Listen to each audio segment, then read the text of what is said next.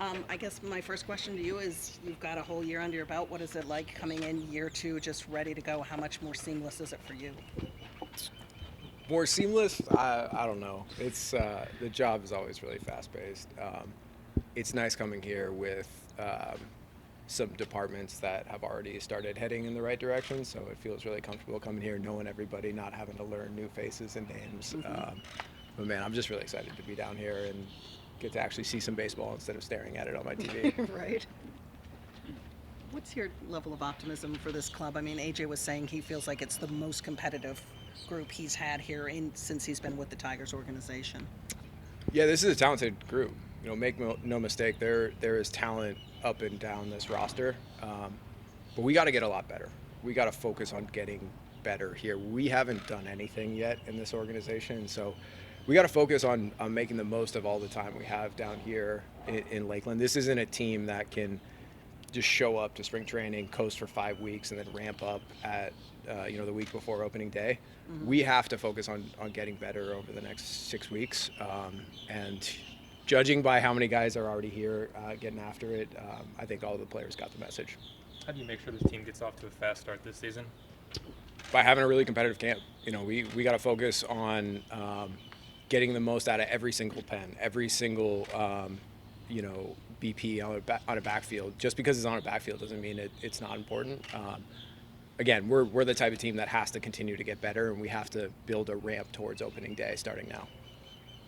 Can you talk about the progress in the offseason on and off the field? Yeah, we had a busy offseason. We started fast with the Canna trade. We were trying to find ways to increase the overall talent in the organization. The two main priorities for us were we wanted to add a veteran bat that could strengthen the middle of our order, but also mentor our young hitters. Those guys are really hard to find, but we found one in Mark Canna, and we're thrilled to add him to this group. The second priority for us is we wanted to be self-aware about the team that we're about to run out there in 2024. It's going to be a lineup that's going to be filled with young hitters.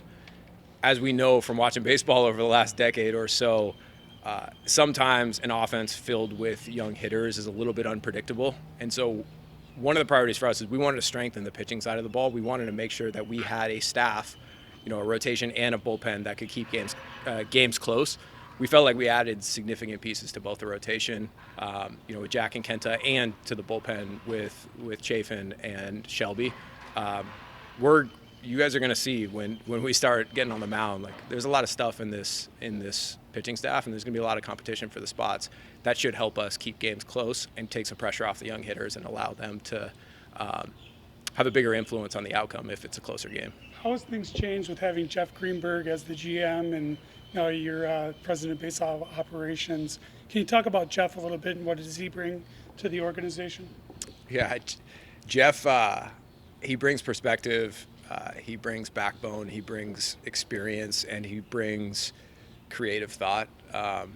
He's in my office all the time. I'm in his office all the time, and we're always pushing each other, challenging each other's assumptions on certain areas of our team, but also areas of our organization. There are a lot of things that you guys don't see. There are a lot of things that we don't talk about every day that are really vexing challenges for us. And Jeff has been really, really helpful behind the scenes in making sure that not only are we building on the process or on the progress from 2023, but we're also making significant changes behind the scenes that allow us to continue to accelerate the growth.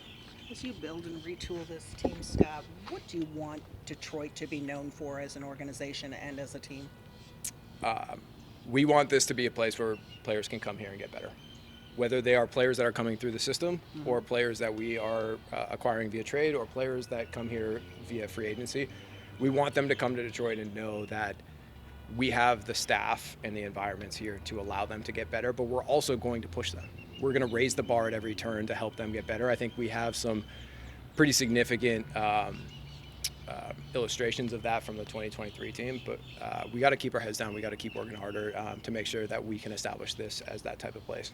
What do you like the most about this team as far as its mentality? Obviously, they are young, and you brought in some veterans to enhance that mix, but what do you like the most about them? They're talented and they're hungry. A lot of these guys have played together for a long time, but not all of them. We brought in new influences on this group. We also brought back other guys like Chafin, who are really good influences on the guys to make sure that they're getting the most out of the work down here. But also, on a cold day in May when it's hard to get up for a game, I think we're going to have the right mix of veterans and young guys that are going to create a positive environment in the clubhouse. Scott, you guys talk so much about development. What have you all actually done to help make that a reality in terms of helping players get better? We've added a lot of new influences in player development. You guys have reported on a lot of the new hires. I think the biggest thing that we've done is we've organized around clear identities on both sides of the ball. Our guys up and down the organization, they know what we stand for on the pitching side, and they know what we stand for on the hitting side.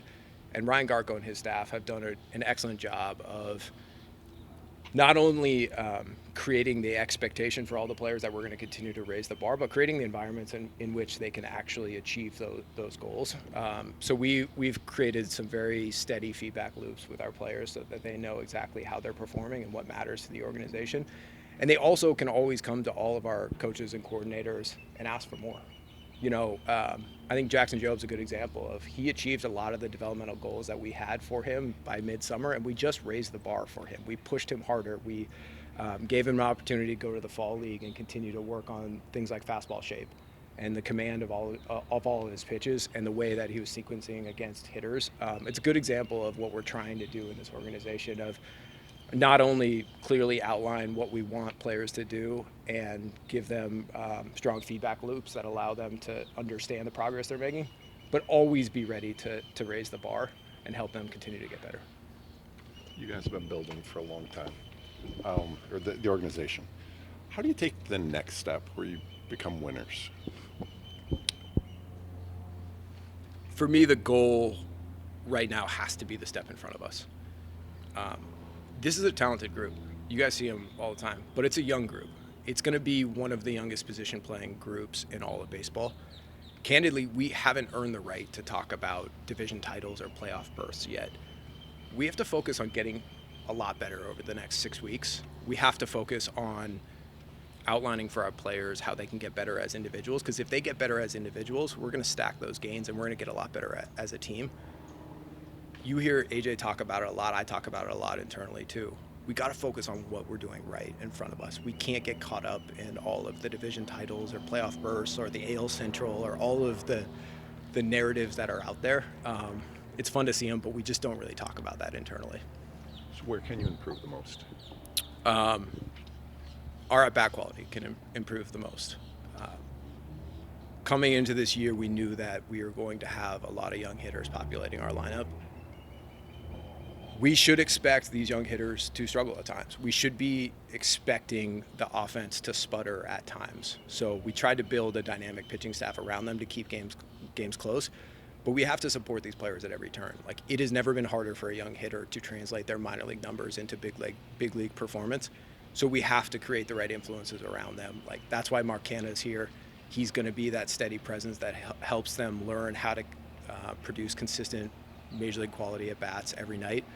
We also have a hitting group that had a really good year last year in helping our guys like Torque and Riley develop plans. They got to do that with the other young hitters that are coming up here.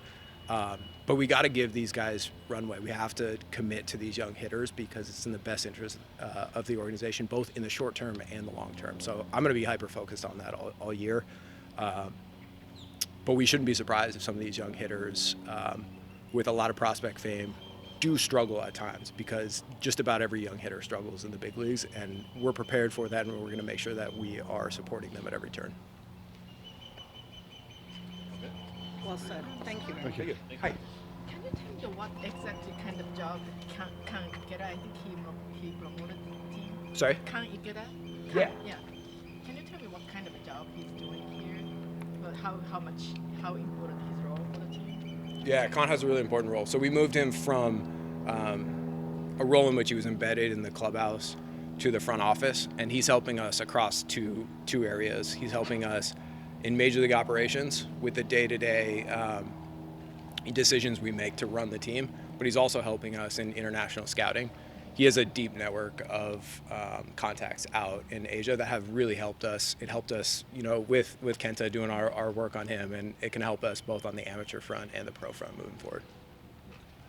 I know you talked a little bit about the prospect game coming up earlier in the offseason. Now that it's getting a little bit closer, how much anticipation do you have for that? And have you kind of mapped out guys that you might want to see? Ooh, have we mapped out guys we like to see? No, not yet. It's the reason I'm excited about it is we have an opportunity to let players that aren't going to play together at affiliates play together on the same field. So we have like Flying Tigers playing with Seawolves who are playing with Mud Hens all on the same field. So it gives us an opportunity to create some culture within our farm system and allow these guys to play together. So I'm just excited to see them play together and compete as Tigers together.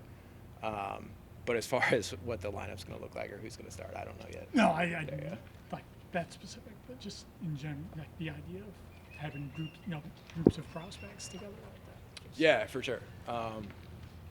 These guys are all competing with each other, but we want them to know that the logo on the front of their jersey is the most important, and so it's gonna be fun to see them all on the same field together.